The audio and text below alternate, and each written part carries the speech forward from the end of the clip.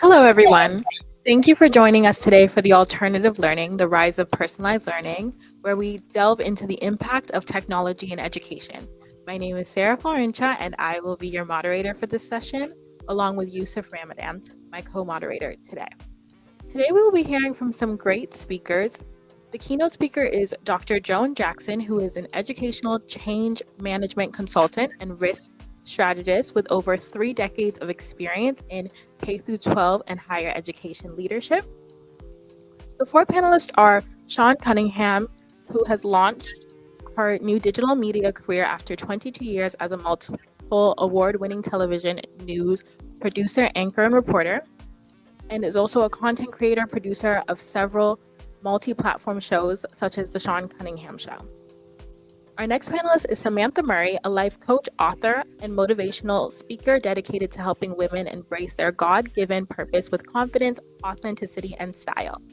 The next panelist is Ali Ramirez, a project and people manager with 15 years in hospitality and event planning, leading complex projects across events, government contracts, and conferences in health, science, and technology sectors. And our final panelist will be Tony Saranchak, who has over 37 years of experience in auditing, risk analysis, internal control evaluation, project planning, and management, evaluating compliance and preparing companies for internal and external audits. The keynote speaker, Dr. Joan Jackson, will be unpacking how technology is enabling personalized learning journeys from adaptive assessments to skill-based recommendations, and how platforms like ADollarClass are making education accessible, inclusive, and customized for underserved communities. So let me invite her to the stage. Welcome. Hi. Thank you so much, Sarah, for that wonderful introduction. Welcome. I'm going to be talking. I welcome everybody to the broadcast, and I look forward to sharing some information with you about mentoring and how mentoring relationships cultivate that idea of personalized learning.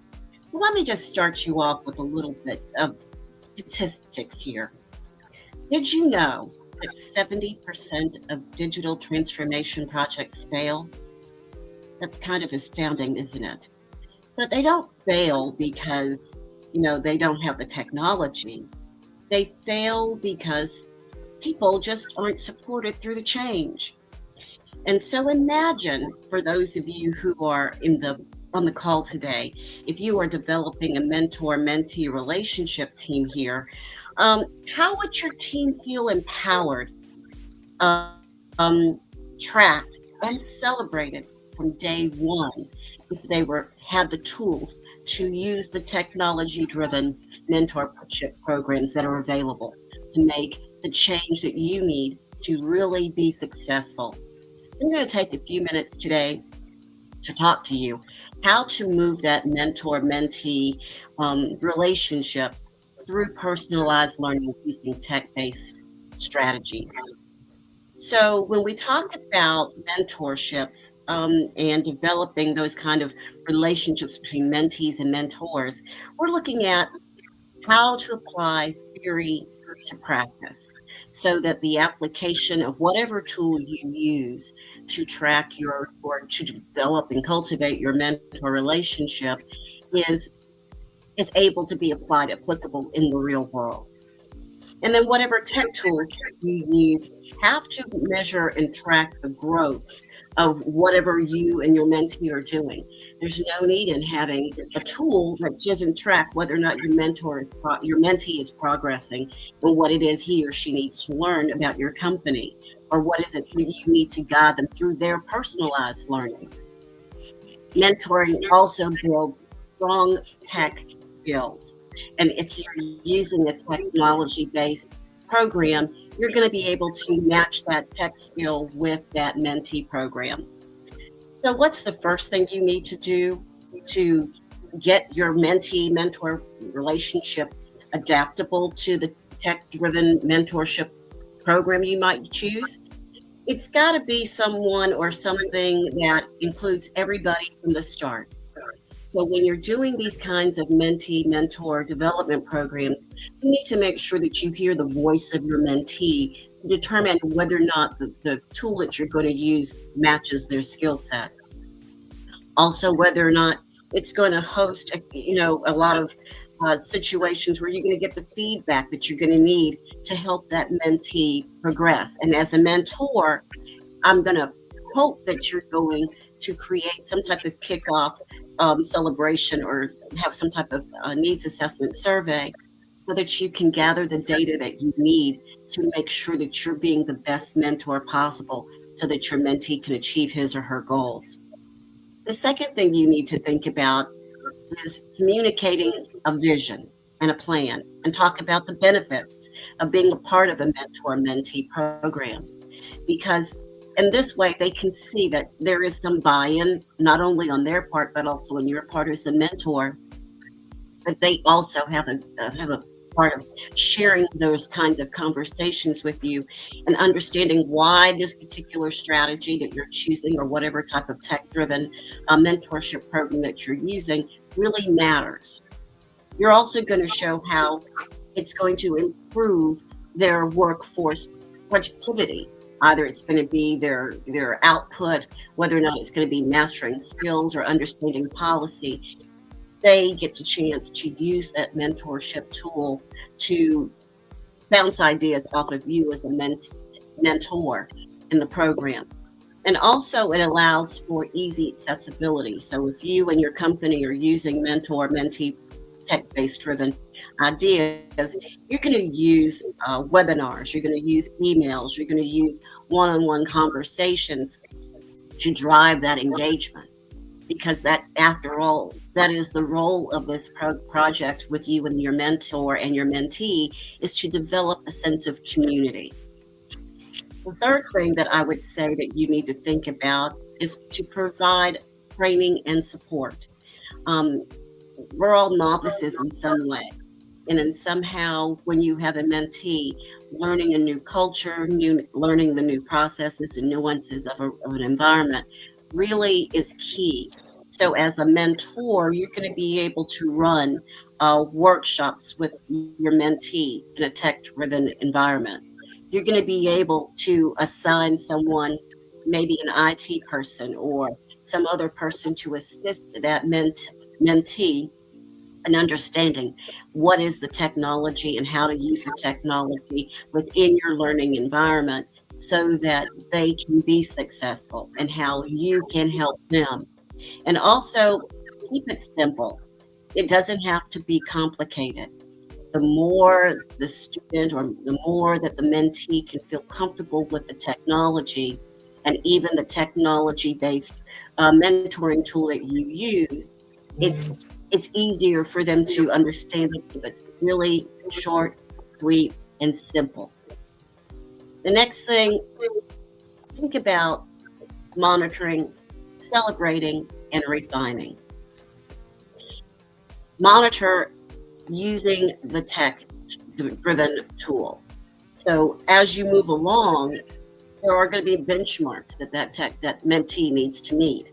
And even in your relationship with developing that mentee, as a mentor, you can track the progress of your mentee.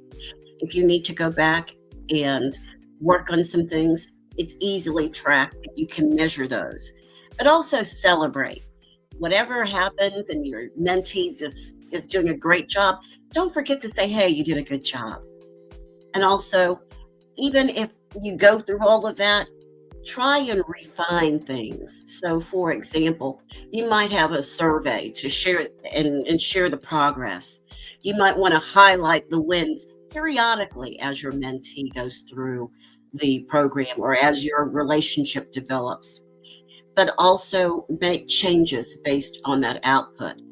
The key and the most important thing I would say is to make sure that those projects that you work on to develop your mentee mentor relationship are based on mutual understanding and respect. So, with that being said, I would say to do a couple of things. Think about taking a strong action to make sure that your mentorship programs are really supporting the mentee and the culture of your environment. Bring stakeholders together to the table. Not only are you the mentor guiding the mentee, but your stakeholders also have a role in developing the people in your learning space. Do a kickoff, do a goal sharing strategy conversation so that everybody is clear about what the goals and strategies are and how your mentee fits into that role. Choose targeted tools. There are thousands of tools that you can use to have a tech-driven mentor program.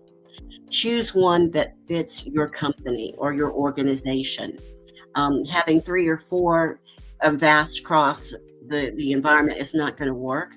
Choose one that is going to be solid, that your company can support, that your mentees and mentors both can engage with, so that it is going to be targeted support. The training is going to be simple, and that will ensure that everyone will be able to participate. And lastly, also think about tracking your results. I know that in a year and an age of where we don't like being tracked, that's the only way you're going to develop how one is moving in progress. And as a mentor, you really need to be able to measure how your mentee is doing within your organization. If your mentee falls short, if your mentee needs some guidance, um, that's your role to make sure that they are refining and practicing and progressing. And lastly, I think the big thing that is clear if I hear throughout the entire presentation is that you've got to have accurate, clear, and frequent communication.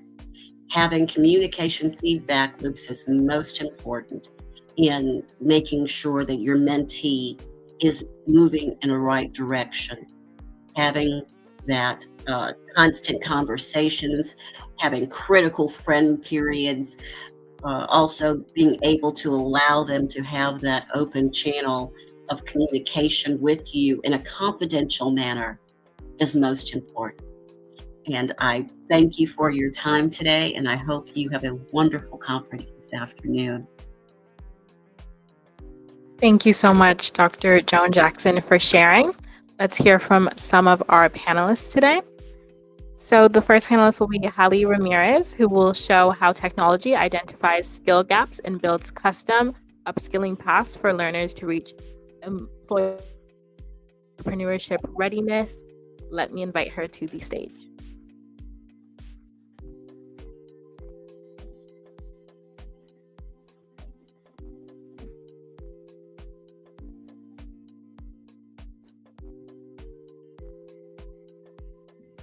Where is she?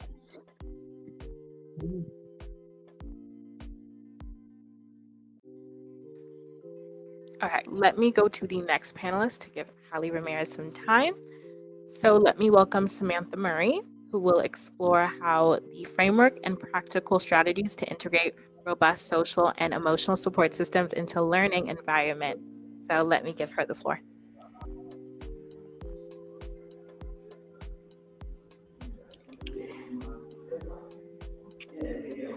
Hello, can everyone hear me? Yes, we can hear you. You guys hear me? Okay.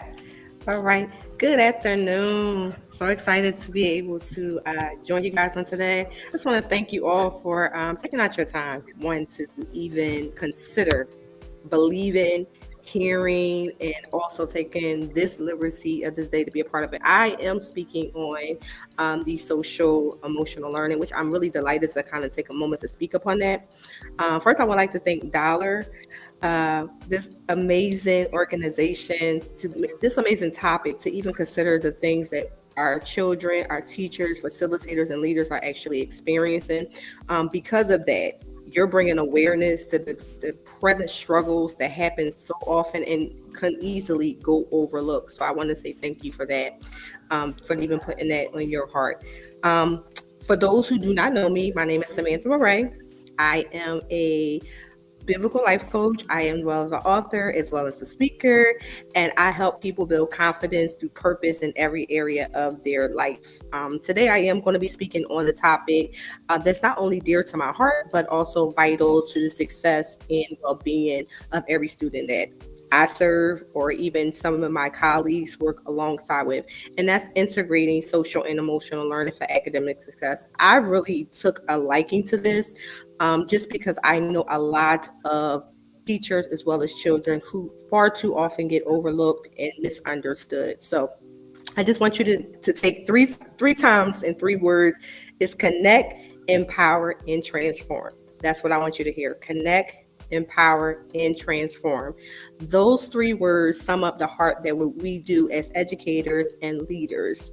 We connect with students where they are actually, empower them to believe in themselves, who can also be overlooked no matter their economic system, their financial system. They could be overlooked and misunderstood. Through that connection and empowerment, we transform their learning experience. Now, we see academic, from my standpoint as a coach, as success. It doesn't just come from strong lesson plans, but it comes not also from test preps or anything like that. It flows from emotional safety, empathy, and trust. Okay, emotional safety, empathy, and trust.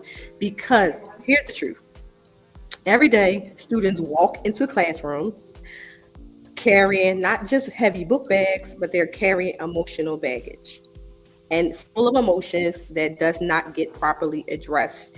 Their words may not even be able to convey or express that, right? Some of them are walking through painful divorces, abandonment, separation, homelessness. Some of them are also in foster care systems, and because of that emotional grieving, even the loss in the passing of a loved one, that can be misunderstood through behavior, right? So one of the things that they may show up angry, withdrawn, frustrated, not because they're bad kids, no, not because they are, but they could be hurting. And if they are hurting, when pain goes unspoken, it often shows up as behavior. Instead of asking what's wrong with you, right? Try asking a question, what happened to you? That may be the question that you can ask to address that. That's one question that can shift everything from judgment to compassion, from correction to connection.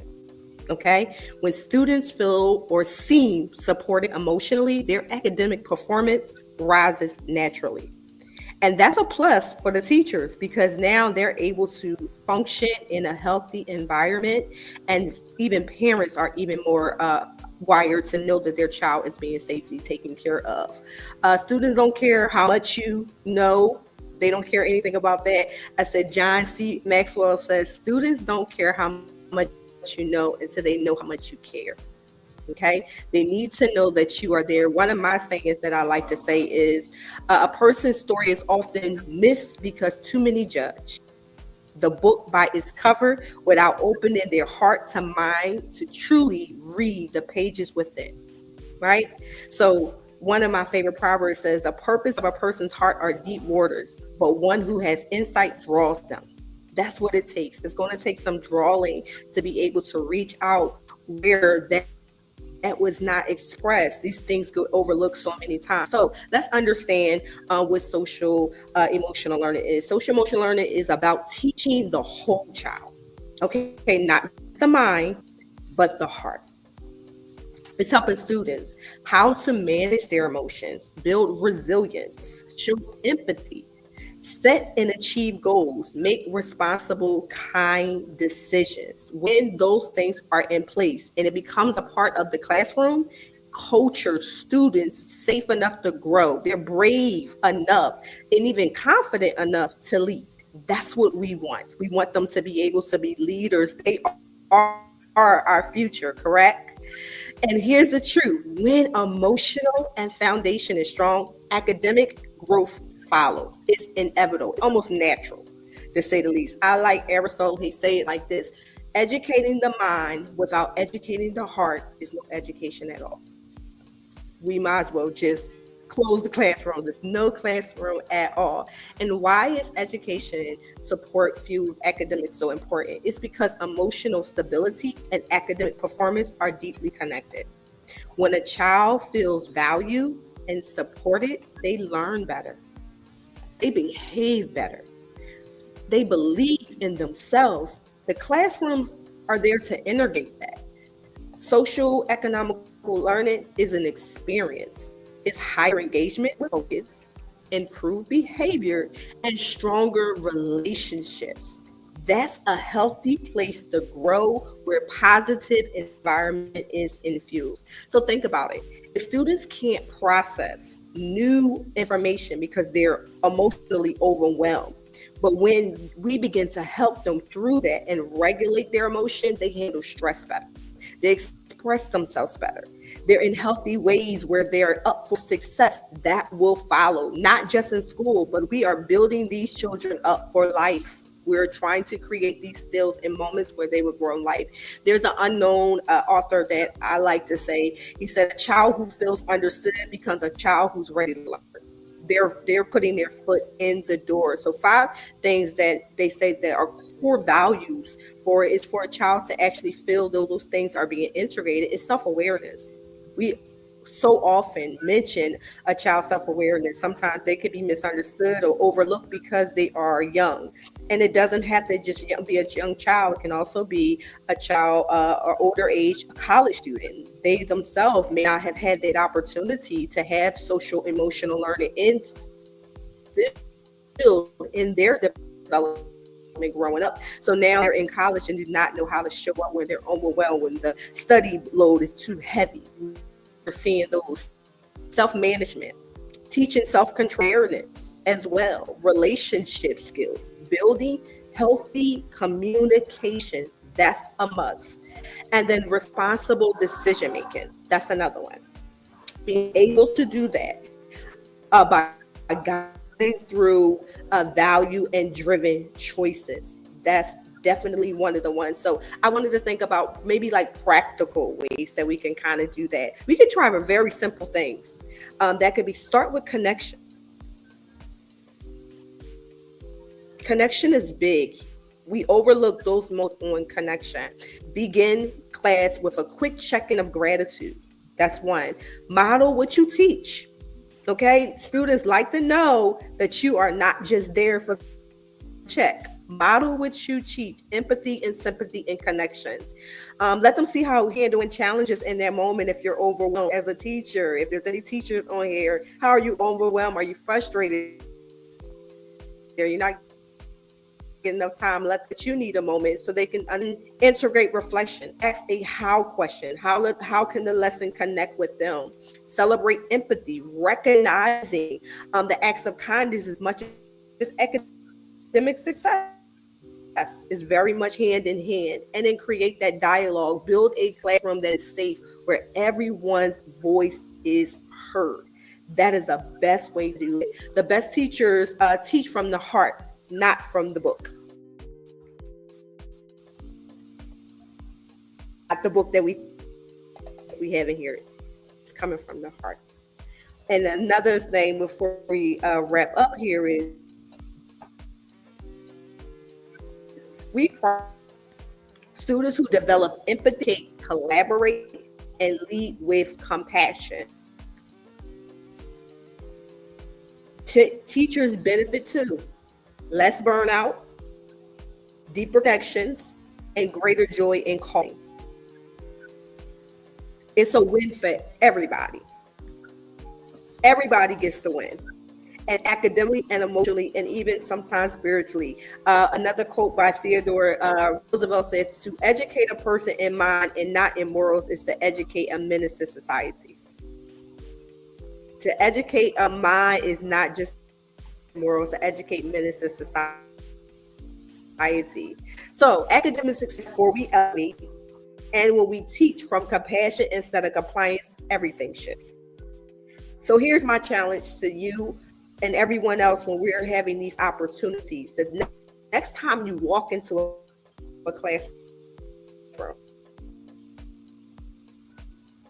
the next time that you do that, Don't judge. Because when we connect, we empower. When we empower, we transform. And the transformation is from the heart. It's true education. We may forget what you said, as Maya Angelou would say, but we never forget the way you make someone feel. They never forget what you make them feel. I like to say what we do in love is what matters the most. Having someone to feel connected, allowing them to express where they are, will allow someone to break free from the inner challenges that they deeply hold root in. But having that one person that shows true empathy matters the most.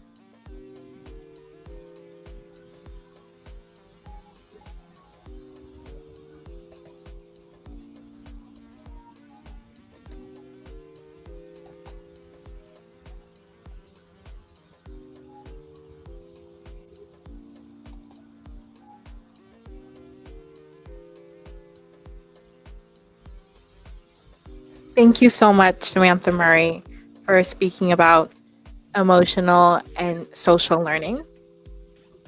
So let's hear from our next panelist, Anthony Surachak, who will show how smart human-like technologies companies can facilitate personalized conversations that coach, support, and challenge learners' thinking.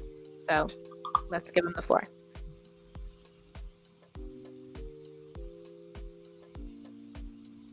Oh, I think you're muted. Here we go. Sorry about that. All right. Good afternoon. My background's more on the technical side, accounting, auditing, fraud investigations, IT support. And from that, I've been a manager and a leader, and have learned a lot of things over the years about learning and helping, how others have helped me learn and how I've returned that in helping others. So my section here is going to cover three things. One, what technology was when I got out of college, so you can kind of see my perspective on some of my other points. And then a framework that I kind of have for myself on learning in general, whether it involves technology or not. And then we'll talk about the technology part of it and how that can facilitate things and improve things. So I'm stepping back in time here. When I graduated college, there was no electronic emails. If we wanted to talk to someone, we went to their office, we had to call and make an appointment. There was no cell phones. We actually had to talk to people and go to their desk or their workstation. There was no computer network. There was no connectivity, no large-scale data storage or analysis. My first laptop out of college, it had two ports on the side for floppy disks. One was for the program that you were going to run, and you can only run one program at a time. And the other floppy disk was for your files that you were working on. So we've come a long way, and technology has really advanced and improved what we can do. There's so much information we can analyze. As an auditor, I get large files to look at and to analyze. And as a consultant now, doing the same type of work. Large amounts of data and documents to look at. So what's this learning framework that can help us here to use the technology we're going to talk about? Self-motivation and self-initiative. You have to be in control of your own learning process. No one else is going to help you along. You have to set your objectives, what you want to learn, and have a plan for that. And it can be broken down into two areas. Skill maintenance. Things are changing so fast and updating. How do I maintain the skills for the position I'm in? And then skill advancement. If I want to move up eventually or to a different type of into management or a different type of career, what do I need to know and how am I going to get to learn that? Leadership. I believe everyone's a leader no matter what position you're in. For every person with a management title, there's at least one person in that department or group that's leading informally. So find what a leader means to you and work with that style. Know what your strengths and weaknesses are. And my own perspective as a leader and manager came from seeing what others did that I didn't like. Managers and leaders that withheld information that I needed to do my job, or they didn't want to give me all the tools I needed to help accomplish what I needed to do. Another area in this framework is continuous learning and networking. Learn something new every day, my father always told me, whether it's by reading, by what you're doing and the experience you have with your work, or by watching others or listening to others. And one thing now we have to manage that we didn't have before is managing information and not being overloaded by it. You can get caught up and spinning your wheels just trying to keep up with all the information that's out there. And AI and technology can help us do that. And what we want to focus on that we're more interested in or can help us learn. And networking is something that you can learn invaluable things too. And when I switched from 24 and a half years as an auditor for the federal government, and then went to KPMG doing the same thing, but as a consultant, but I also took on a new role of having to promote projects and bring in some work. And that's where I learned there's networking and there's selling. And you can't sell unless you do networking first. Because networking is just getting to know people, giving them a chance to get to know you without the pressure yet of trying to sell them something. Another important area is self-care, keeping a balanced workload in life. Know how to manage stress and what helps you the most. Have your own package of things for resilience, so you have better stress management when you do have that bad day at work or something fails on a project, you're going to miss a deadline.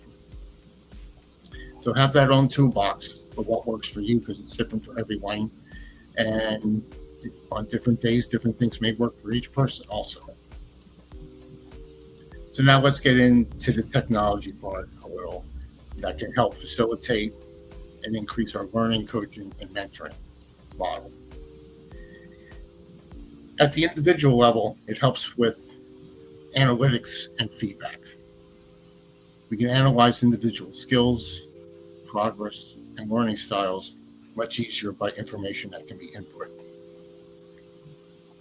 Your strengths and weaknesses through quizzes and simulations that also help assess where we are and where we want to go. Diversity. You can learn about different industries, learning styles, and leadership methods on a level that wasn't possible before. You couldn't just have time to go across town or to another city, another company, and maybe have someone as a coach or as a mentor. Something called note takers, which I just learned about, and it can take notes from meetings, and then it can analyze your style and your presentation style and give you hints on what you can do better. And all this is like auditing. Is the type of auditing I did was not to highlight someone individual non-compliance or problems, but to improve the system. Gather information, find the areas where something's not working right, and then how to fix it. And applying that to learning, looking at doing like a self-assessment or helping others do that in your career, looking where you want to grow or what you need to grow in, and then coming up with a plan to help get that knowledge and skills. It also helps, you can also analyze information in emails and other written products that you write, and it'll look at your style and how you're communicating and suggestions for improving that. And that's important, especially as an auditor or something where you're going to have longer emails and you want to come across effectively and get back the information and the response that you need. At the administrative level, it helps track goals and tasks on a much easier level, so there can be more focus on the learning itself and the mentoring and coaching. It reduces the burden of scheduling, review of documentation, management of documentation, and tracking progress, so that, again, more time is spent on the learning, the coaching, and mentoring. It helps convert like job descriptions. This would be like a forward-looking part of it. If you're thinking about changing careers or looking for something else, it can take job descriptions and evolve those into interview questions to help you look ahead and be more prepared. And I happened to mention to someone that I was doing this presentation, and they talked about how they used AI recently. Someone that's furloughed from the federal government, they don't know when they're going back to work, they're not getting paid. They don't have to show up, but they're also not getting paid. They have started to look for other positions in the private industry. And they knew, so they have an interview, they applied for a job, they have an interview, and they knew, they were told in the information who is going to be on the interview panel. They researched those people and found out some information about their leadership styles, things they've had said or have accomplished. And I don't know exactly how it was done with AI, but it produced, the output was the questions that each of these different people might ask. That's a very powerful tool to help people. When my daughter graduated college, or when my first daughter in 2015 entered college, they had orientation sessions for the parents and the students. And they told the parents that your child probably every 5 to 8 years would change jobs. Now, I kind of knew that. I saw that happening. But the second part is what really got me thinking. They said every 8 to 12 years, your child will probably change careers.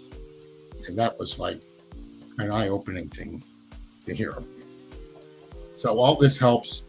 It's all about using the technology to learn more, improve your skills, and to be able to assess where you are, what you need to learn, and where you want to go. And where you want to go next will help set the tone of what we might want as a coach or mentor, and what skills to improve on. And I think there's a lot of potential ahead to help manage the amount of information that's out there and help it to us learn on an individual and a group level more. And I think there's a lot to look forward to. And thank you for your time. Thank you, Anthony, Sarah, and Chak, for sharing about how we can utilize technology. Let's hear from our next panelist. Sean Cunningham will show how technology can help learners better market their goals, initiatives, business, or whatever, and that in itself integrate education learning by doing. So let me give her the floor. Hey everyone. First of all, I want to say thank you so much for ADollarClass for having me speak today. Very excited about sharing this experience with you all. I want to talk about technology, and I kind of want to start off with my own experience in saying to learners that there are a lot of benefits of experiential learning, right? I'm going to list some of the benefits, which would be you enhance retention and understanding, you're better at problem solving, you're encouraging your own sense of self-awareness, you're developing more creativity, you're learning by your own mistakes, you're motivated, you're learning how to be adaptable, you're attractive and retaining attention to things that you had not learned before. Hopefully you have a lot more improved attitudes towards learning, you're creating more real-world relevance, confidence, critical thinking skills, development of reflecting practice habits, you're engaging with other people. But the biggest things you're learning are you're fostering creativity, you're highlighting your knowledge, ability, you're improving a grasp of concepts, how to do things, right? You're creating that own sense of self-esteem and self-worth through leadership. And most of all, you're kind of giving a sense of relevance to life skills, things that you just don't learn in the classroom, but that you learn in real life. My dad always said that it's important to have books, kind of like that book smarts, but it's even more important to have that street smart, that kind of real life experience and those real life life lessons that you can take anywhere. So I'll start by telling about my own story and how I came to be. I'm currently the communications and media officer for the city of Presque Isle. I'm in a completely different zone now. I'm working in municipal government after more than 25 years working in television news. Last year, it just kind of came to me that I hit my ceiling. I loved my job. I had a morning show, an award-winning morning show, and I was really thriving in that lane. But the schedule just didn't gel with me anymore. I'm married. I have a young son who was really being active in sports activities, and I just felt like I wasn't bringing to the job the kind of zeal and passion and energy that you really need to be doing, because we spend a lot of our life's work doing our careers. And I knew within myself, that voice within myself that was saying, you know what, you've kind of hit your ceiling. Perhaps now is a time for a change. And I knew I had wanted to do something and step out on my own, do more with entrepreneurship, do kind of start my own video and production company. But I didn't know how to make that first step. And I was really afraid to do that. So step outside of my comfort zone. So here's the one thing, the one piece of advice I'll definitely give to your viewers and your listeners is to go look fear in the face, right? And move forward to try new things, to learn new things and embrace new things. Because what is the definition of fear? What's the acronym of fear? Fear is false evidence appearing real, suggesting that fear is actually based upon our own made up worries rather than actual threats. We kind of need to kind of step outside of our comfort zone and look fear in the face and try something new. And there was someone I was working with at the station, a young meteorologist. This was his first or second job, several years younger than me. And I kind of expressed to him what I was feeling and what I wanted to do. And the first thing he said was, Sean, first off, you can do this. Look what you've done so far. You have a successful career. You're active in a lot of different things. You're balancing a lot of different things. Don't sell yourself short. You have the ability and the skill set to do whatever you want to do based upon your past experience. So don't be afraid. The other thing he said was, try learning something new. Learn this whole thing about social media and embracing new technology. And I said to him, you know what, Rob, I'm doing this fairly well. I'm doing enough to get by, but I'm not from your generation. You're like generation, XYZ. I don't know if I can learn this whole, YouTube and Facebook and TikTok and Instagram and Blue Sky zone or lane where certainly where I can manifest something like my own production company and actually monetize and make money from this. And he said, again, don't sell yourself short. I'll teach you. And I think that's one of the lessons we need to kind of step outside of our comfort zone, but also step outside of these barriers that we put on ourselves and the other people who are in our space, and saying, you know what, I can't learn something from someone who's younger than me, from someone who's in another career zone from me, from someone who's in another space or place of life from me. The point is, we're sponges. That's what life is. Life is the fact that we're sponges, and we can be soaking up education and knowledge and learn about new things like technology and what we are capable of and what we can bring to the table by just kind of stepping outside our comfort zone and going beyond our own fears and these kind of these hurdles and obstacles that we create for ourselves. And that's what I did for myself. I was learning from him, and he was teaching me, how to learn and adapt and embrace new things like Canva and CapCut and all these kind of independent production skills. And before you know it, I was creating my own talk shows and my own video shows and created my own YouTube channel. And I was doing it very well. I was translating and bringing the skills that I had learned in 25 plus years in a regular traditional media setting. And I was translating that in a new technological setting. And I was not just surviving, but I was thriving. And don't be afraid of failure. Failure is really important. It's part of that whole journey of success, and learning what we can do and what we are capable of. There's a saying, I'm trying to look for it right now, a saying, I think it was created by, here it is, by Thomas Edison, who created the light bulb, right? He said a famous quote was when they talked about all the times that he had tried to create the light bulb. He has this quote, and he says, quote, I have not failed. I've actually just found 10,000 ways that I can't make a light bulb. But it was that 10,001 way that finally did it for him. He didn't give up, and he didn't let and say, you know what, I'm just not meant to do this. No, he knew that this was something that he was destined for, and he just found 10,000 ways not to do it. So isolate those 10,000 ways of failure not to do something, but keep going, because it's probably 10,001 that you're going to get it. And don't be afraid also to toot your own horn. Celebrate those small successes and those small wins, because all of those small wins and those small successes lead you up to the bigger journey of where you're supposed to be and what you're supposed to be doing.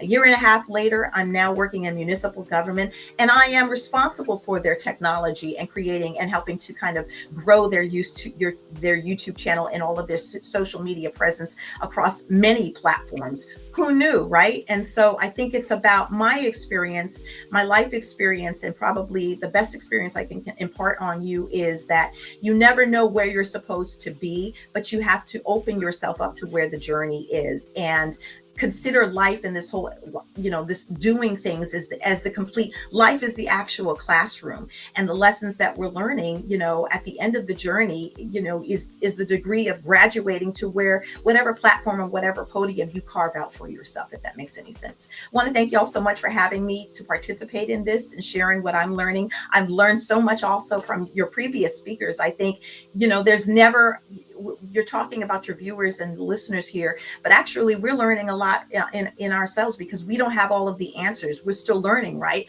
Tomorrow I'll probably learn something new, and perhaps at the next workshop and the next seminar, I'll probably impart that experience and those kind of jewels and pearls of wisdom to your listeners and to your viewers. So very glad to be here, very appreciative. Thank you so much, Sean Cunningham. I know we all learned so much, and now we know not to be afraid of failure.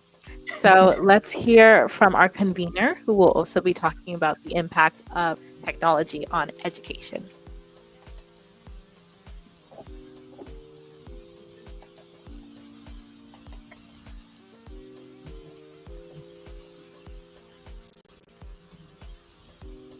All right. Can you hear me? Yes, we can hear you. All right. So thank you very much, Sean, for sharing with us. I think that was very, very insightful. We're supposed to have Ramirez. She couldn't actually join us today, so I'm going to be taking a session regarding some of the skills that we need, which is very, very important for us to do. So I'm going to be sharing my slides. Just give me a second.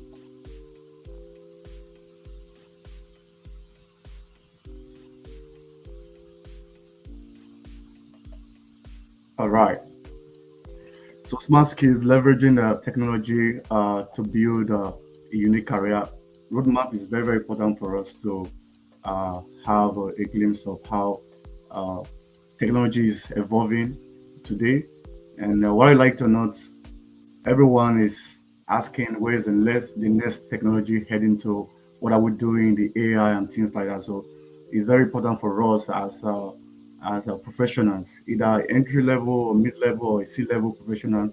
You want to leverage your technology. I'm very, very glad that all our speakers have spoken about how technology has being used, not just in education alone, but in your career and in every aspect of your life, which is some of the things that I will be sharing today. So I want to look at some of the challenges that people have really faced in terms of the use of technology. They've seen that information have been in an overload, so it's very important for you to take some of those overload with the help of technology. And the skills gap mystery, just like the last speakers talked about, the legacy media, the traditional form of media, which has actually changed. Now you have podcasts, you have event going live and things like that. So it therefore means that for someone who is a broadcaster who has not been able to apply technology, so therefore means that you're not going to have a lot of audience trying to follow you. So technology is very important. So whenever you identify a skill gap, technology can actually help you to keep up. And we've seen resume being static, where you have a resume, like the traditional form of resume, you have the CV, so many information there, and you just send it. But today you can actually change your resume and to suit the type of job that you are doing. So with the help of technology, you can use AI, you can use so many platforms that can actually prepare a resume for you that originally takes hours, takes some days for you to prepare those resume to fit into that job, which you're not really sure that you're going to get those jobs. But with the help of technology, even if you're not sure of those job coming to you, you can actually use technology to quickly and submit those things. Wasted time, effort, and frustration. There's been a lot of frustration doing things manually. So therefore, people decided that okay, we have to start using technology. So technology has been able to cover in that gap. Uh, but what are the solutions in terms of our career? Whether you are a mid-level person or an entry level or even a C-levels, those who are CEO or CEO, those who are chief of staff in the organization, you want to see that how technology can actually help you. You have to pinpoint your current skills. What skills do you have? Every skills, every career that you are into, there's a gap that you need to be filled with technology. So you have to pinpoint those current skills that you have. How best can you improve those skills? So you also want to set some career goals. Okay, what goals do I want in my career? Because if you just want to continue with the regular form of the way you usually use the technology, it means that you're going to be out of business. So you need to look at some of your goals, and trust me, technology can help you to achieve those goals. You also need to create some custom routes, how you could actually get into it. Everyone is different. If you're in a particular career, even if you have group of friends that you finished from college or even from a graduate school, everyone have their own pathway. So you need to look at how technology can actually fit into your own path. And over time, you also want to try to reroute, try makes a lot of changes real time. Don't just hold on to what you've always known, that this is type of skills that I've always known for years. So I need to keep on doing that. No. Someone who is so young and 18 years old, I think someone shared an experience of he was working with an organization for years, a tech company, like 18 years, and there was a project that needed to be done, and it was being introduced since you are the head of the department. Okay, can you work on this department on this task? It took 2 weeks. So the organization, the management had to get someone who is just a freelancer who knows the skills and so 18 years, and this guy was able to get that task done. At the end of the day, the person who have been there for 20 years, his job was already at stake. So that is how things can actually change if you don't keep on evolving with the help of technology. So you may be asking, what are some of the things you need to do, like some of the steps you need to take?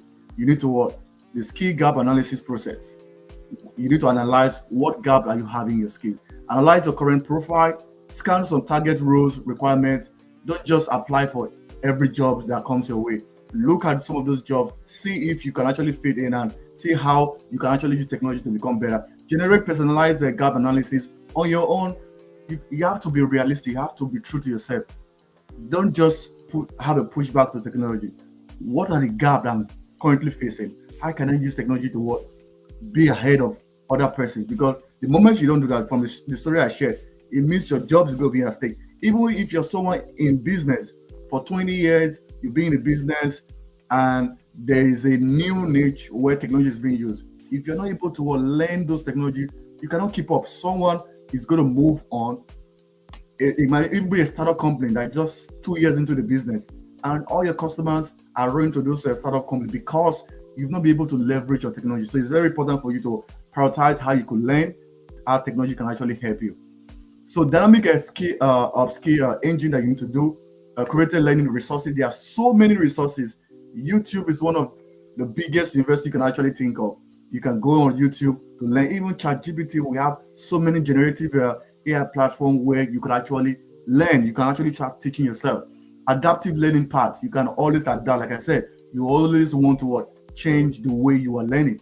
Project-based milestones. Set up projects for yourself. This is what I want to do in the next 2 years, in the next 3 years. When you hit those milestones, that becomes a reinforcement for you to do greater things. Because once once you're able to hit a milestone, it gives you a different energy to do something bigger. So you also want to make sure you have a project-based milestones for yourself. Portfolio building, as you're building, regardless, even you're just 5 years into the workforce, 10 years into the workforce, always update your portfolio. Always tell people what you have done, because that is the first point to show to other persons, because now life is moving a little bit away from just resume, because resume is just being written. Portfolio is what you've done previously. So whether you're just 2 years into your career, have a portfolio of some of the things you're going to do, because every employer now, every investor, now if you're into business, want to see what you've done. They want to see the history, some of the things you've done. So whether small, whether you're big, everything you do, put it in a portfolio, because those things are going to help you later in the future in your career.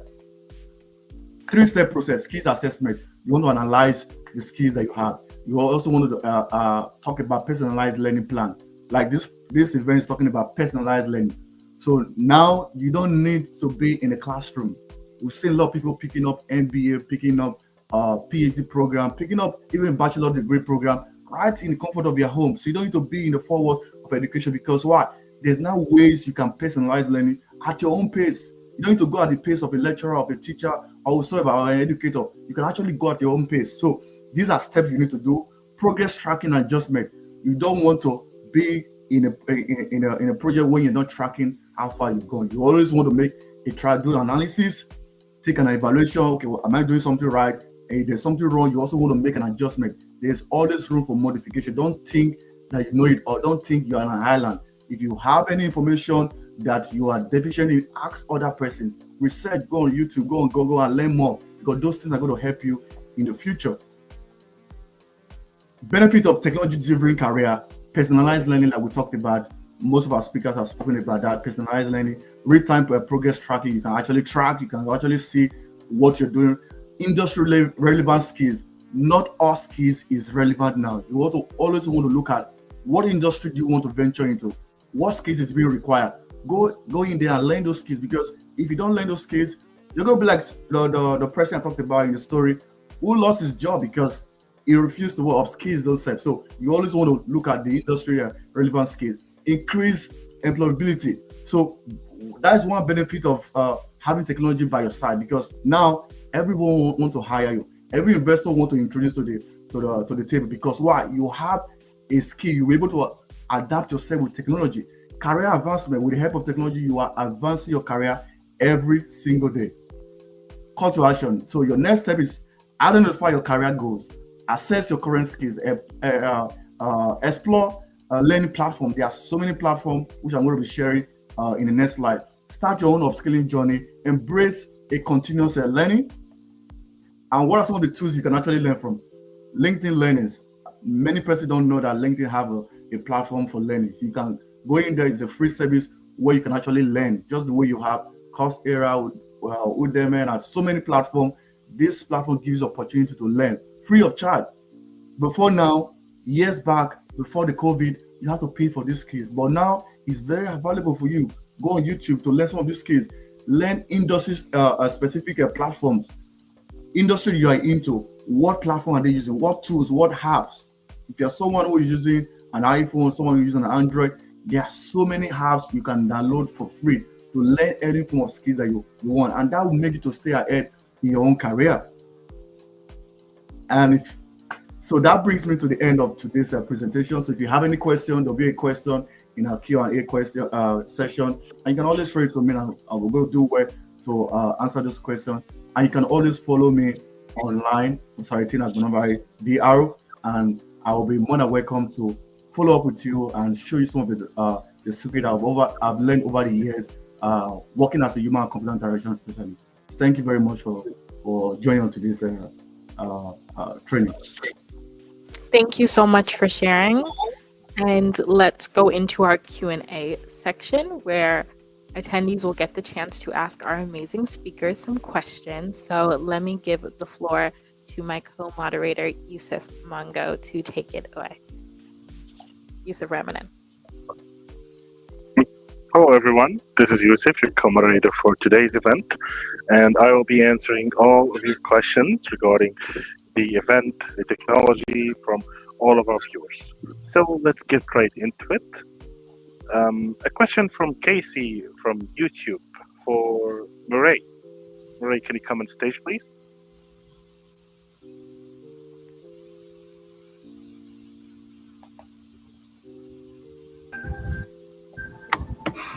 Hello.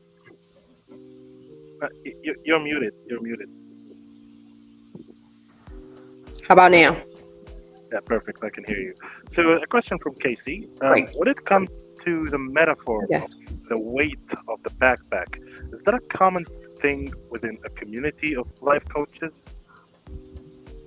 To be honest with you, I'm not sure if it's common, but I will say I hope that it is, and not just for life coaches, but for facilitators, teachers, anyone that comes in contact with people.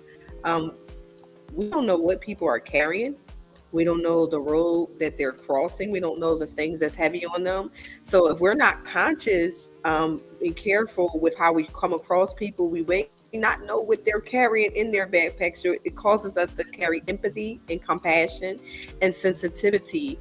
So if it's not common in the life coaching community, it should be. So that's a very good point, Casey. But I think I'm gonna put that in my pocket, in my backpack now, and I'm gonna say that more often, and hopefully other people will be more concerned about that, especially as it relates to the topic of social emotional learning, that we will be more cautious about what people come into the classroom with. You just never know. Yeah, that's really helpful. Yeah, hopefully this package will be able to, we'll be able to get rid of such package, whether it's emotional or physical, because we don't want to get tired. Yes. Another question from Sarah from LinkedIn. What's the biggest risk of not including robust systems in the personalized learning journey?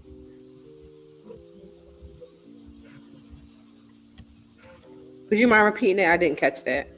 Oh, sure.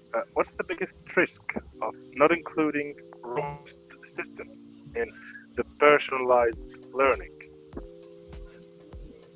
Oh, God.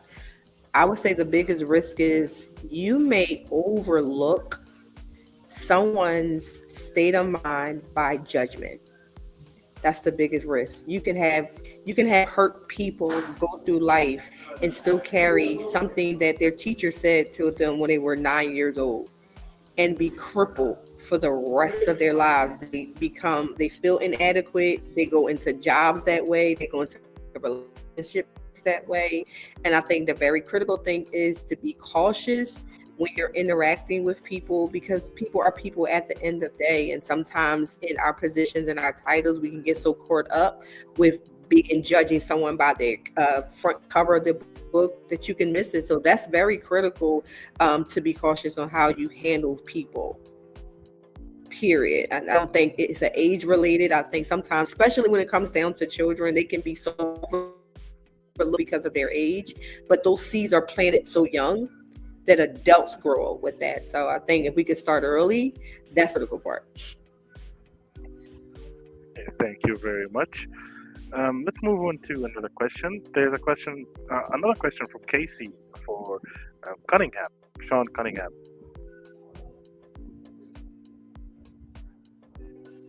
I was going to say I'd love to chime in on that follow-up comment. Can you hear me?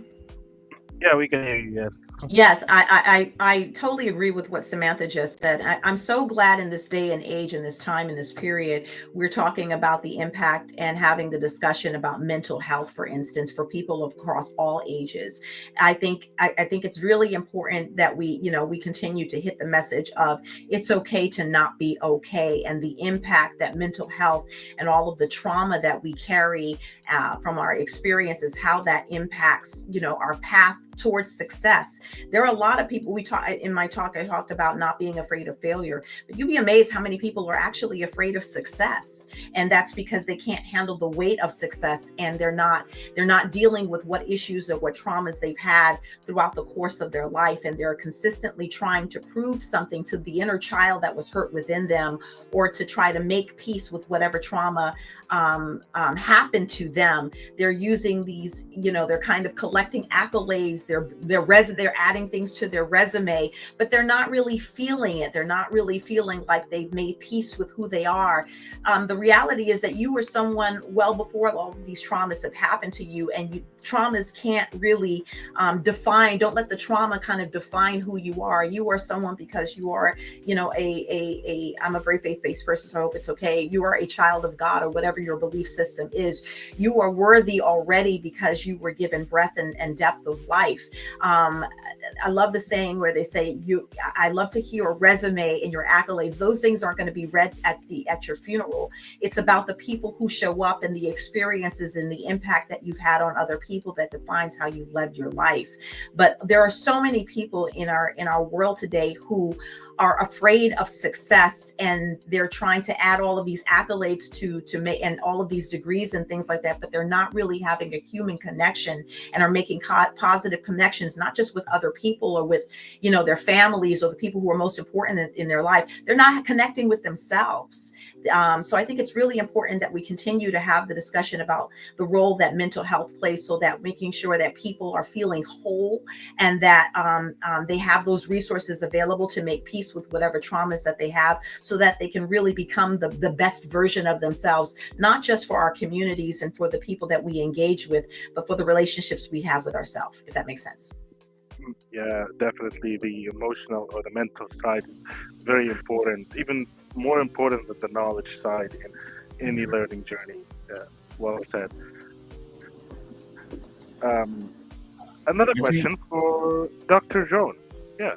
Good. Hi, I just want to. Hi, yeah, hi. I just wanted to chime in on both Miss Murray and Miss Cunningham's response to the question, and it goes back to what I said earlier.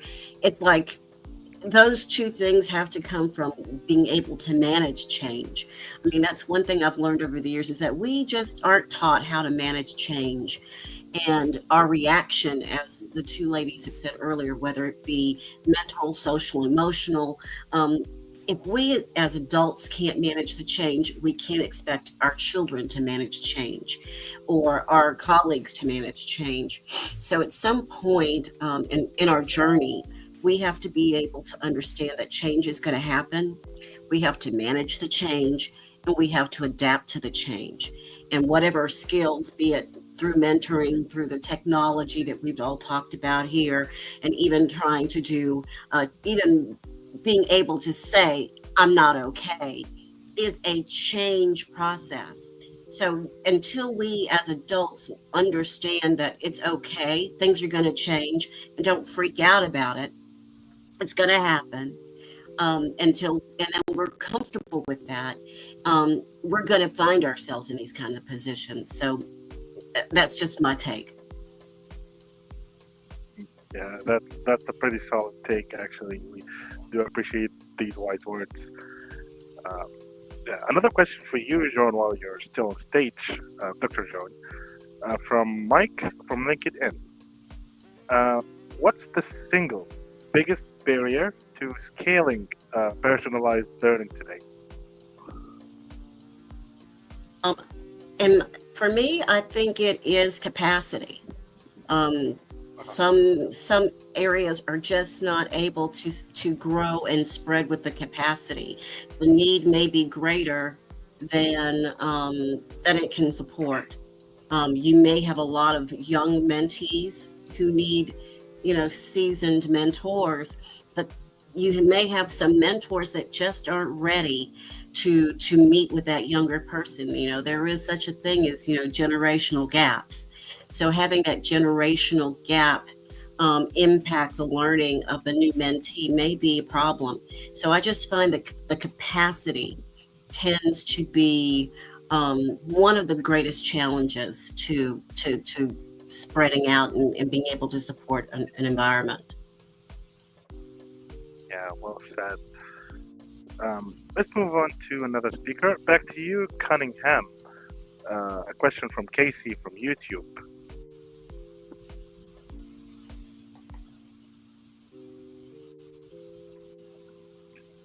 All right, you're here. So the question is, when next year TikTok will eventually have the US only allowed US version of it, how relevant would it be as a marketing tool when it can be shared worldwide? Like if we want to share it only in the US?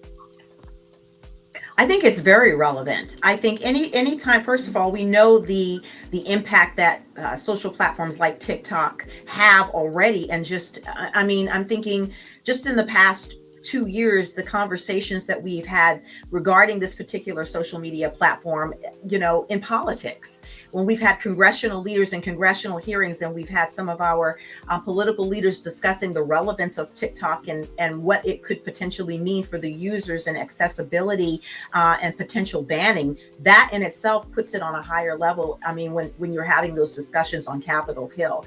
So I understand, we want to look in the looking glass and have an understanding of how relevant it could be down the road, whether it's accessible just on a U.S. Forefront or abroad. I think it's important to engage and still learn how to master it and use it, because even if it's just only accessible within the U.S. for a certain time frame, that could all change. That could all evolve.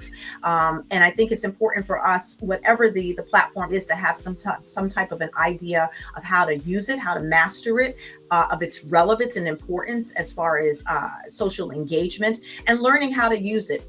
No one can take your education away, even whether a platform is accessible or not. Being able to know how to operate it, how to function it, how to use it, and how to leverage it is still important. And it's still an important education to have, because accessibility may be the way that it is right now, but that can evolve, and it can evolve again. The one thing we learn about a lot of these technological platforms and aspects and tools and things like that is that they're consistently evolving. Every time you learn about one, there's always a new one on the horizon that we need to kind of embrace or be on the lookout for. So the reality is, you still have to open yourself up to being, like Dr. Jones just said, adaptable to these new ideas and to these new synergy changing platforms, because you don't know what the next new thing is. And if you don't have an idea of how any of it works, then you're already out of the game. Yeah, you should master the game before you can play it. Yeah. Mm-hmm. Yeah.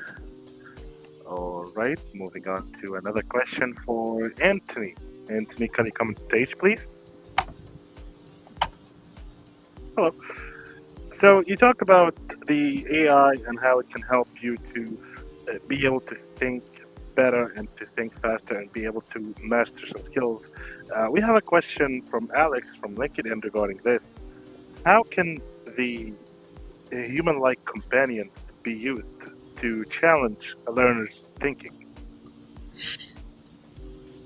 Well, I think it's collecting data and looking for patterns in your skills, and I think that's one part of it, that it can find things that maybe you wouldn't think of. It's like another independent source of information, and I think it all has to be balanced, because I talked about what technology was, after I started college. It was all like face to face. It wasn't like it is now. You can probably get through a day if you wanted without actually talking to someone face to face, texting, email, all that. And I think the human, what's being lost, and this is not just with work, it's with social life and everything, that human connection is being lost a little bit. So I think that's important too, to find that balance and be able to that nothing replaces in that face-to-face also, and what you can learn. And especially if you have a coach or someone for peer support or a mentor, that you're going to, it would be helpful. Yes, it's good that you can connect with someone that's you can't see nearby or is in a different industry or something. But at some point, I think it's useful to meet and talk face to face to have a better connection, and balance that with the automated tools that are out there. Yeah, these are some wise words. Thank you so much, Mr. Tony. Our next question is for Saratin. It's from Larry from YouTube. So, Saratin, what is the most effective way to identify hidden career path and pursue it? Sorry, can you repeat that again, please? What is the most effective way or the most effective tool to identify hidden career paths? Okay. In career path, I think you could actually identify that from what you actually love. There's been a lot of tools that you can actually use to check your personality trait. That helps a lot. It's a great advantage that you are doing something that you love, and at the same time you're also getting paid. So if you have hidden career, which can also be stemmed to your personality, that could actually help you. Take for instance, if you take a personality test and you're able to identify that you're someone who is very good hands-on, you want to pick up a career in a technical area because it gives you a lot of opportunity to do a lot of hands-on if you're going for IT or engineering and all of that. And if you also did a personality test, discover that you're someone who is very creative, someone who want to explore and all of that. You also want to go into a career that has to do maybe hospitality, things that you have to be social media and all of that. You're also someone who is from a personality trait, identify that you're someone who is very used to organizing, relating with people, just people oriented. You also want to be someone who is a presenter, someone who is a counselor and all of that, and you can always pick up your career. So for every hidden potentials that you have within yourself, you can actually convey that by taking up a personality test just to identify the areas where you have the strength and some of your weaknesses. So you want to emphasize on where you have the strength and kind of develop on that. You can go to the labor bureau to check some of the career, the industries, and start developing. Like I talked about in my presentation, that there are so many platforms where you can actually learn. Today, YouTube is one of them. We have so many platforms where you could actually gain hands-on experience, and you can also be part of a mentorship or even internship program just to prove a point to other person that you have, just to validate some of the skills that you've learned or what you've able to identify that you're good at, and you progress in that career. And while you're progressing, you should also be flexible. You don't need to be rigid. You can also take up some other things along the journey to kind of get yourself better. I wish I talked about technology can actually give you that leverage. You don't need to go and take 2 years of a class and all of that. You can usually use technology to try to test, do some shadowing on some career. If you're good at it, you can continue in that. So I don't know if that answered the question. Well, actually, Cunningham also wants to answer that question. Can you get her on stage, please? Great. Hi there. Yes, I'd love to chime in because that's actually what happened to me.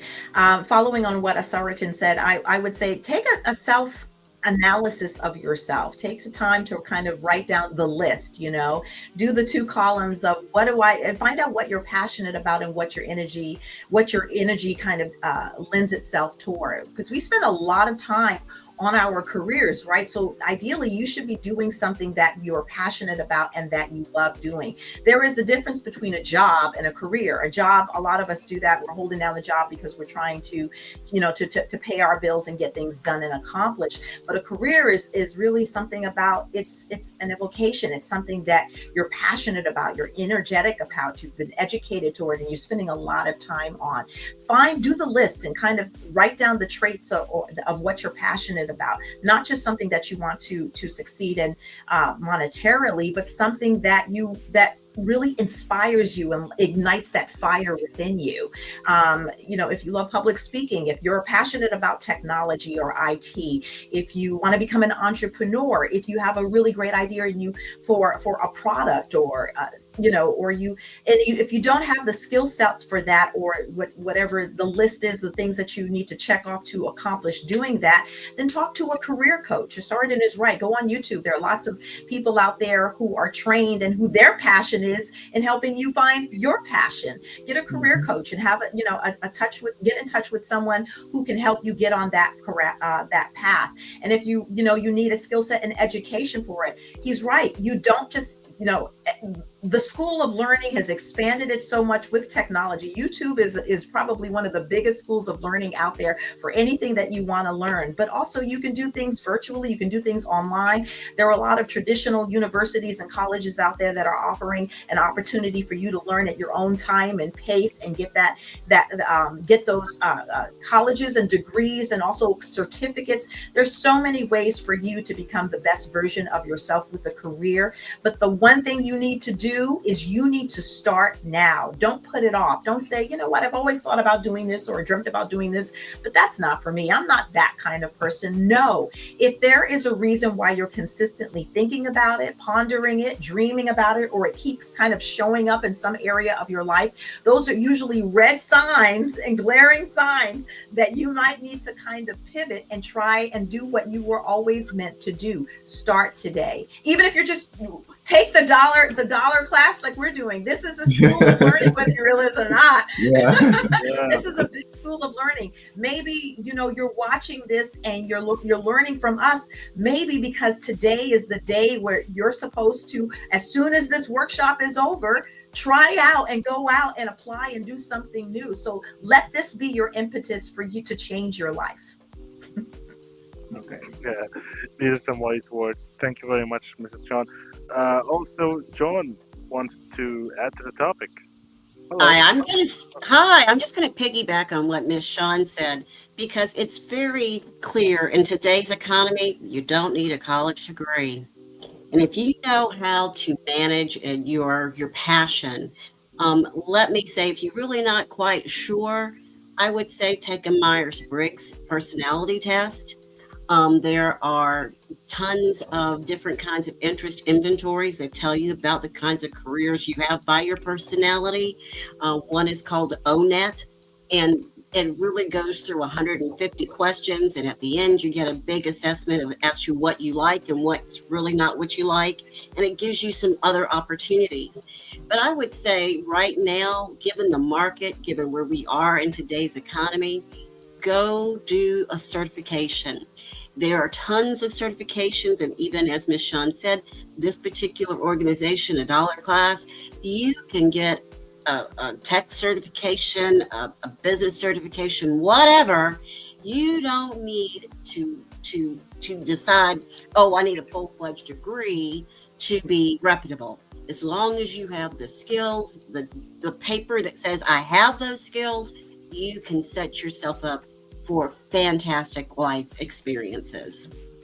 Yeah, university is very expensive these days. Yeah. Well, Samantha also wants to chime in. Yeah, well, Larry, you have a fantastic question. So, Samantha, you wanted to add something.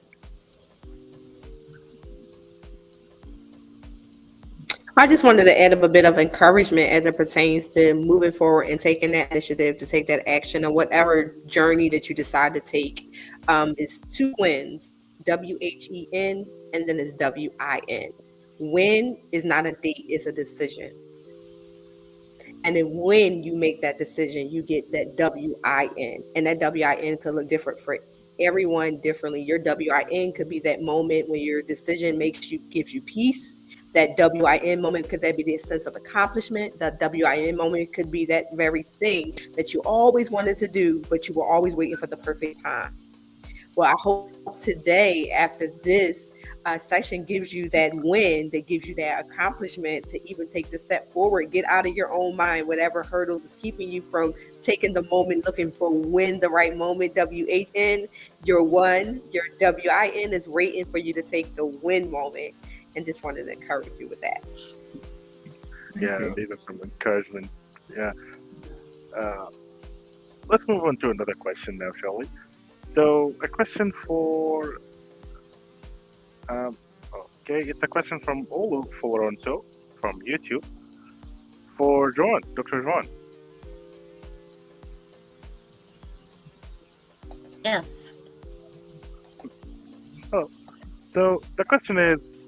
How do we face the change with our eyes open or closed? Well, sometimes it's hard to determine which is best. depending on the situation. I would hope that if you're going to face change, that it comes from one's own personal awareness. What is exactly how you feel? I think Miss Murray actually talked about you've got to know and recognize who you are. What are you feeling? What is your emotional stability when it comes to this change? And that's the eyes wide open part, because once we can internalize how we're adapting to that change or what that change makes us feel, then we can move on to how to solve that problem or to attack that process of change. So I would say with that concept of understanding that eyes wide open aspect is most important so that you can recognize it, understand how you're going to process it, and how you're going to move forward with it, because that's the success that you're going to have. Yeah, thank you very much. Another question from Olaf for Anto, but for Samantha. So the question is, how can we make people feel better? Since you mentioned that you want to make people feel the words or feel what we want to make them feel. How can we make them feel better?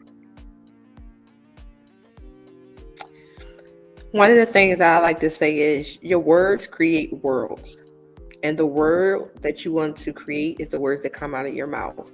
And we create worlds with people that we interact with all the time by just opening my mouth. One of my favorite, I'm a woman of faith, is life and death is in the power of your tongue. You make people feel good, not necessarily by the things that you do, but sometimes it's just a word that you can actually say to someone as it relates to the topic that I was introduced to and had to talk about today. When it comes down to that social and emotional learning, that teacher that could just see you and say, wow, you look great today. You're bright. You're shining. There's something about you. You're going to do great things, just speaking life into that person, speaking on that emotional level. So yes, that's the part that when you want someone to feel, you can feel someone without them not physically touching you. A feeling is basically someone connecting. And when that connection is there, that lets someone know that yes, I'm being seen, I am being felt, I am being heard. Yeah, these are some words that will make my day, actually. So yeah. Yeah. A question from Induriri from YouTube for Usaritan.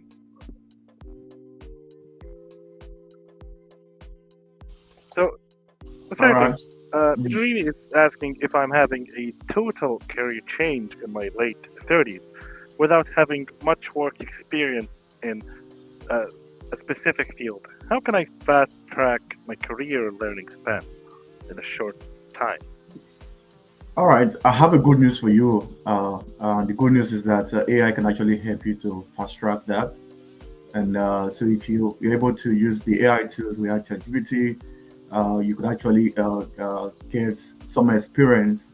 And because ChatGPT can actually give you a lot of eye opener to so many things that you want to do, but at the same time, industry want to see that you actually work with a real company. So you could actually take up internship, you could volunteer for organizations, you could be a partner to organizations just to have that experience to see how things work in the industry. And that helps you to fast track. And so if you're thinking you're already having an adrenaline rush that I'm in my 30s, I don't know the career I'm into, I want to make an adjustment and all of that. What I'm going to say to you, calm down. Technology is going to help you out. It's just for you to identify that, okay, I have a need. What's the need? I need to make an adjustment. Every person who have grown in their career made some adjustment. It may be a huge adjustment, maybe a very negligible adjustment. So you can actually do that. So you can go for an internship, volunteer, partner with other persons, collaborate, offer like services, being in events where people are doing some certain things just to get in touch with other persons. Because like one of our speakers talked about, so many persons are open to training you without even getting paid, as far as you have that humility. That's something else I also want to emphasize on. in trying to fast track, you have to also know that you need to come humble. You cannot make an adjustment and feel that you know it all. You must identify that, okay, I need to learn from someone. It could be someone who you are older than. It could be someone who have more that you have more experience. But as far as you are adjusting, you're making an adjustment to a different niche, a different career. There's someone is very good at it. Someone who have been in that area for years. So you have to calm down and say to yourself that, okay, I need to learn from this person. And every task you're being given by that person, try to get it done. Don't procrastinate. Don't say that, okay, I'm going to get it done some other time, because those things are going to motivate the person to keep on mentoring and all of that. So there's a whole lot of things you can actually do. But like I said, we have a good news. So AI is going to help you out to fast track that. All right. Thank you very much, Mr. Sheraton. Also, Sean wanted to add an answer to that question. And yes, definitely. I think that's something we've not even discussed yet, and that could be a whole workshop on itself. It's something that I consistently kind of promote this idea. I call it the business of success, and talking about how service and community service and volunteerism there is a correlation between people who are actively engaged in service and their success. I think when you're looking for an opportunity, and it's not always about getting paid, because ultimately sometimes the biggest payment is the education and the pearls of wisdom that we're learning from an experience. But service opportunities throughout your community, look for a service opportunity if you want to get into a certain career path. It's not a coincidence when you talk about CEOs and boards of directors and people who are in these high level positions, how they're also, part of various boards. They're part of service groups like Rotary, Kiwanis, the Junior League, or the JCs, all these types of various, or Lions clubs, Elks. There's just so many organizations out there that the members of those organizations are high level executives or people who are really making a strong career path in whatever their chosen endeavor is. That's not a coincidence. It's because they recognize that there are translatable skills between participating in service projects and what you can bring to an on the job skill. When you participate in service, I always like to say, when you get back so much more. Especially, probably the biggest would be in education, the things that you learn, and also in self-esteem. You recognize that you can accomplish so much more. You learn about teamwork. You're working with other people on a project. You learn about leading a project, for instance. You learn about what it takes to kind of do that. So many areas of how to get a project from start to the end, and the journey and the path that goes along with it, and bringing a project to fruition.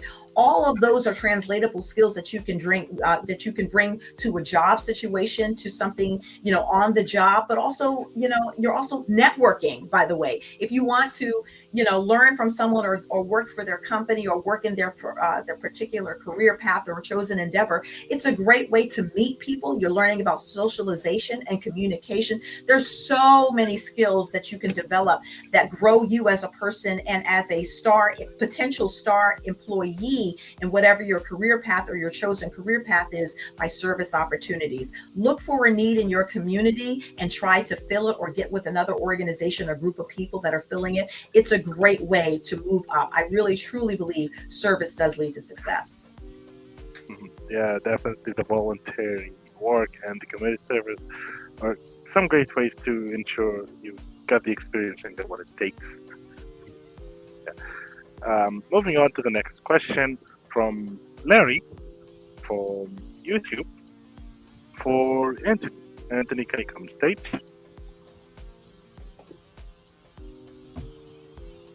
Yes. So, Anthony, Larry is asking, what is the difference between a human-like companion and a basic chatbot like ChatGPT?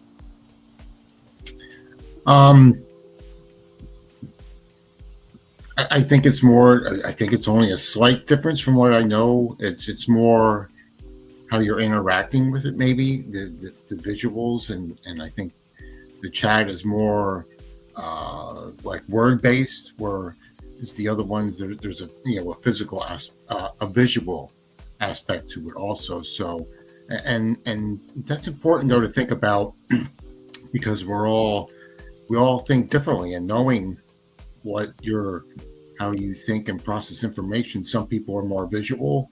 They need a pie chart to see something and really grasp it. As an auditor, and my degrees in accounting, I want to see numbers. I don't trust charts because they can be, biased a little and not represent things really fully that I want to see. So that's something to think about, and um, just how you learn better, and the difference between those two, I think is slight, but it's more, I think, a visual versus like a data information. Yeah, thank you very much. Another question actually from Brandon from YouTube. With the daily usage of AI tools, will that affect our brain or our critical thinking skills? I think again, yeah, I think again you have to look for a balance between the use of technology and the human part of it. Um, when again, I'm showing my age, but I was around before um, people really texted more, and it was the flip phones. People didn't do it as much.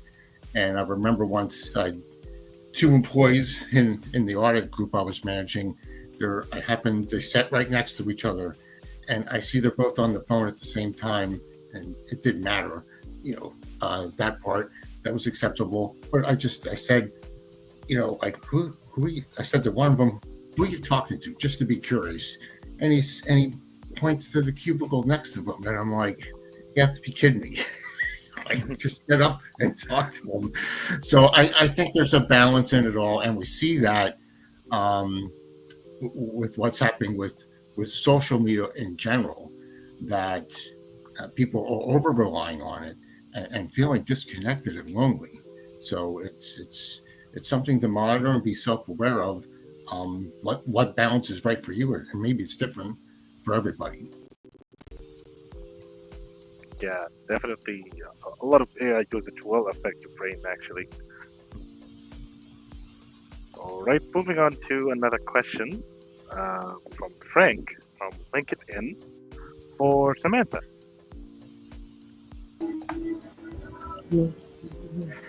Hello. So the question is, Hello. what is the framework that is most crucial for developing the emotional support systems? I would say the framework that really would be the best way to build up emotional awareness as it pertains to that would be, imagine a house that has no furniture or anything in it. And you wanted to design that house to the best of your ability, but you don't want to come into the house assuming that this goes there and that bedroom goes there. You want to kind of get to know the room before you just throw anything in it. I think that's exactly the framework that we should use. You want to actually get to know, come in common, know the traits, know the habits, know the person, know the environment, get a background, know someone's chapter before you understand their chapter 3. May have met them in chapter 10. Chapter 3 has a lot of story that you know nothing about. And before you begin to sum it up and design things and make assumptions of your own, you're going to have to get to know the room. You're going to have to know how to navigate. You're going to know how to come in contact with them. You're going to know where you want to put the picture frame. How do I come and approach this person? I may not want to say something to them so fast, so soon. They may be someone that can just off the hinge. You have to know the framework of the person. You have to spend time.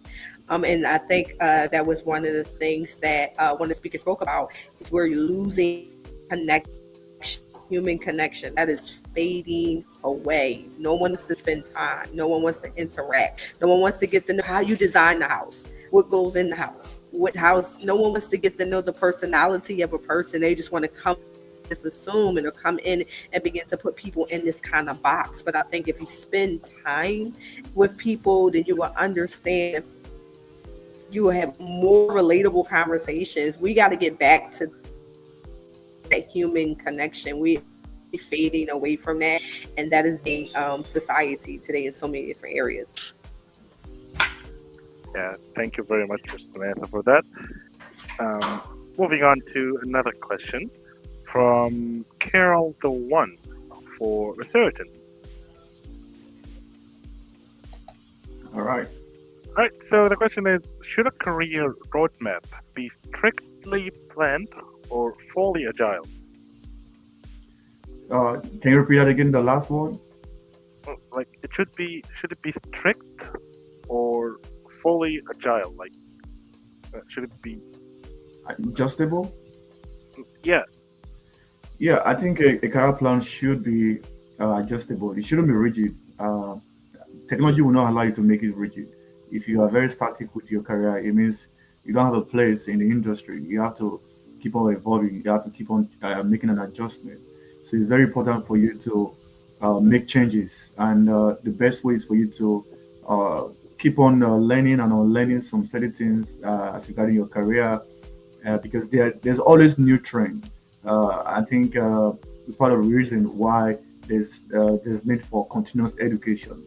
Every career you are into, you want to keep on picking up certifications or taking up some training.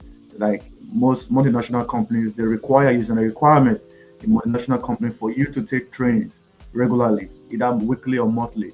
The essence of it is for you to keep on learning some things and learning some things as you progress in your career. So it's very important as someone who wants to advance in his own career to make an adjustment. Your career should be flexible, but that doesn't take away the fact that you remain resolute, remain focused on where you're going. But you can make an adjustment along the ways just to make sure that you stay uh, uh, uh, relevant in your career. Because the moment you're not relevant, especially with AI, you become redundant. And once you're redundant in a company, you're going to be shown the way out of the organization. So you don't want to have that. So the best way is for you to keep on being flexible in your career. Yeah, so a plan should be adjustable. All right, moving on to another question for Dr. John. So the question from Kevin from YouTube is, what's the best advice for an organization that's just starting the change to new tech?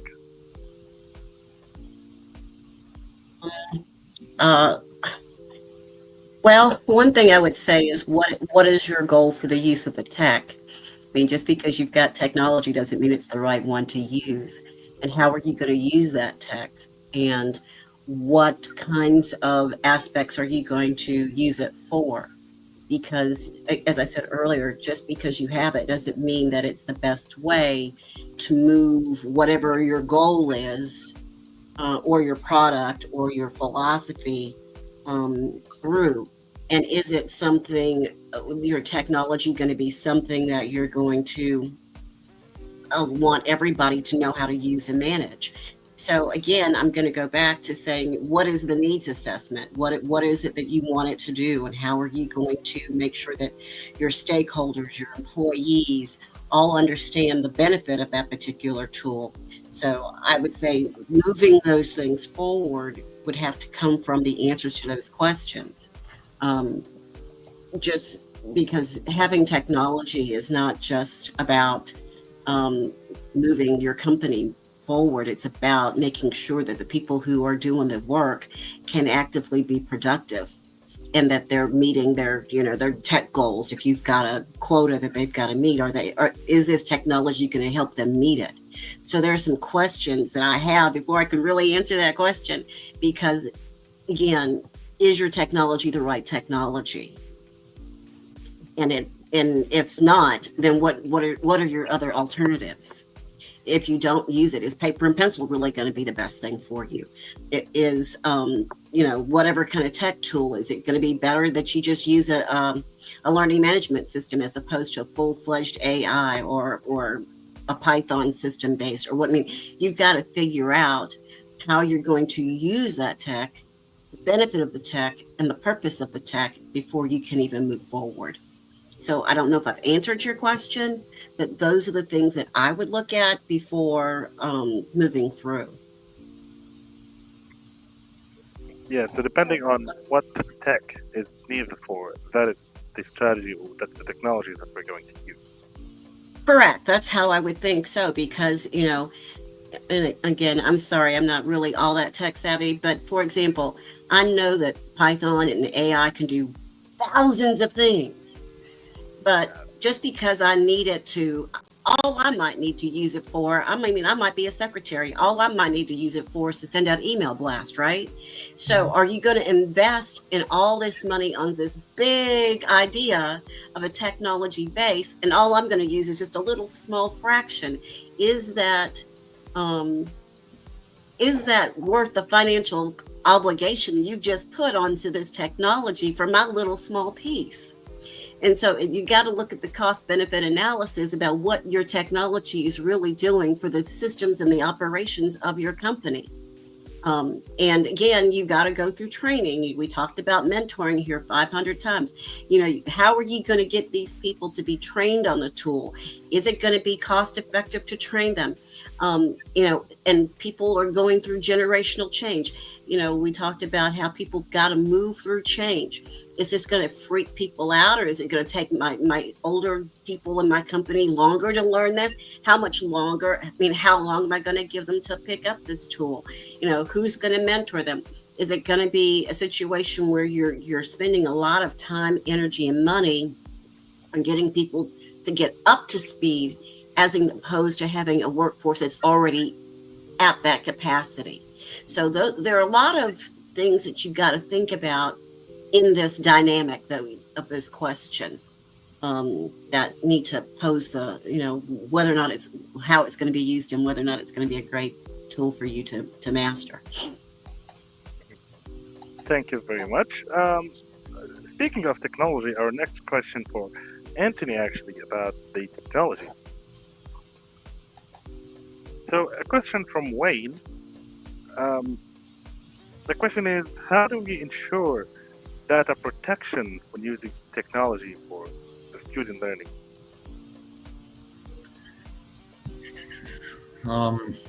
I think you'd have to do a little research on the specific software you might be using, or whatever method you're using. Have some reasonable, not suspicion, but like with auditors, we always say trust but verify. Do a little. I think you have to do a little research, because there's different scams out there. Whenever something becomes popular, it draws the people in that want to take advantage of others, possibly. So do your research, ask around. What are others doing? What do they trust? And do a little research about what you're using, and use your instincts. If something doesn't seem right, or questionable, and then step back and ask around about it, or research a little more. Just don't follow blindly or go too far with something if with a certain software or technique if something doesn't seem right. Yeah, definitely security is a big issue right now, especially with the rise of cybersecurity threats and so on. So, another question, moving on to a question for Sean. So the question from Isaac from LinkedIn is, what is the first step a branch take to enable the shared customer experience? I'm sorry, can you repeat that question? What is the first step for a brand, for a company, that they need to take to enable shared customer experience? I think probably doing a little bit of intake. I think your brand is, I actually agree with a lot of what Tony was saying. I'm from that generation, from his generation somewhat too. And I certainly believe, as much as we love to give a lot of relevance to all the technology that we have today, I think I'm very old school in the sense of you don't replace tried and true, which is the people aspect, the human aspect. I think that's always going to be, I'm from that old school of that's always should be put forward. And I think the best way to kind of push your brand forward is it's important to integrate, to implement and integrate and rely on technology. I think it's even more important to implement and rely even more heavily on people and what people have to say about you and your brand, and to do some type of intake and providing really great customer service, and also taking a lot of inventory if you're getting not positive feedback from your customers, and being willing to receive that, embrace that, and adapt and pivot if you need to, because ultimately it's about the impact that your brand, your product, or whatever, your merchandise or whatever has on people, because that's your customer base, right? So I think it's really important to weigh and consider what your customer base has to say about your brand, and adapt and make whatever fluctuations that you need to do to improve upon that, and be open to what people have to say, and recognize that it's not personal. Maybe there are things, and also kind of don't create a vacuum of people who are on your team, for your branding team, of what they have to say.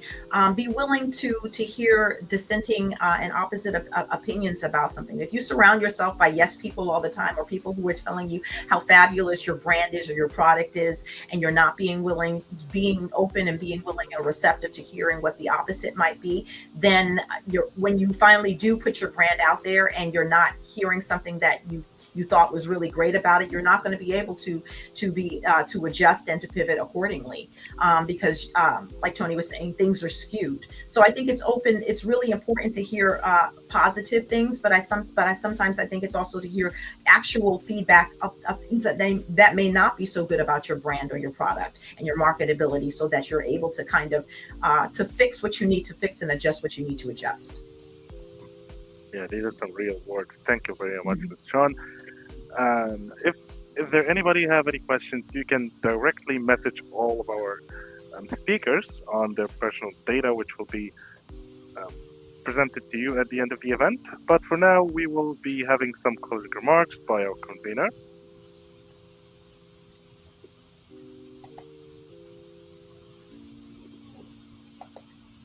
Yeah, wait, Sarah, can you appreciate our speakers before I do the closing remarks? Hi, yes, I would like to once again thank all of our amazing speakers today, Dr. Joan Jackson, John Cunningham, Samantha Murray, and Anthony Saranchak. Thank you for taking the time out of your busy schedules to be a part of this wonderful webinar. And thank you to everyone who joined today. I'm sure we all learned so much about the impact of technology in education. If you have any questions for our speakers, you can use the event website to reach out to our incredible speakers through the social media handles. And let me give the stage and the floor back to the convener to close it out.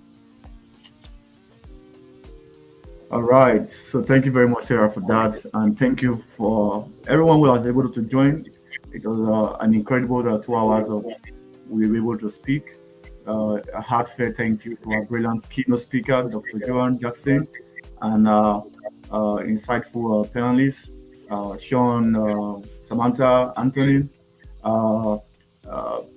Ramirez, who was supposed to be here with us, and our fantastic moderator, Sarah, and Yusuf, for also taking up the question and answer session. So to everyone who joined us, thank you very much for the insightful questions you've raised, the engagement, the reason why we do all this. So over the course of this summit, one central idea that I've shown is the future of learning is not standardized, it's personalized. So it's not something you have to just pick from one point, it's personalized. So everyone has his own way of learning. And we've also seen how technology is not just code, a distant tool, but a bridge is something that can actually be a game changer for you in advancing your career. And it connects you to mentors, to mentees, man's unique skills journey that provide emotional support and foster a community through conversation. So as we have moved from a talking point, want to make sure that you want to put some of these things into actions from why technology-based form of learning is important because it helps us to build a living brand and to support our learning journey. So, but this is not the end, it's just the beginning. So this is a conversation, this is a movement that we've already started. So we have other insightful opportunities coming up in November. So November 29th on Saturday, 12 to 2 p.m. Central Time, we have other exciting lineup. We're also going to be sharing some things as regarding alternative form of learning, because it's part of what we've spoken so far as a form of alternative form of learning, which is personalized learning. And this gives everyone, our audience, an opportunity to learn from great speakers. And we also have in December. So it is a movement that we have put together by powered by ADollarClass, and on behalf of the entire event team of ADollarClass. So I want to thank you for being part of this informative and transformative conversation. Stay curious, keep learning, and let's continue to shape the future of education together. So goodbye, and I hope you have a great day ahead.